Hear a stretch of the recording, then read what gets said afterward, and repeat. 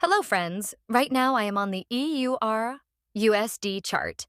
Before starting the analysis, an important announcement. If you want to take signals or have account management done, you can contact us on the screen provided WhatsApp number. Now let's move on to the analysis. The daily candle has just closed, and here on the one-day time frame, you can see that the market is facing rejection from the resistance and has formed a big red candle. Now let's check on the 4-hour time frame. Here you can see that the trend line, I will wait EURZ-USD to break this trend line and then I will sell it. We might see the market correcting here. Now let's measure the risk to reward ratio. Here you can set a first target of 1.1.5 and a final target of 1.2. Also, there is high impact USD news tomorrow, so we might see these targets being achieved quickly.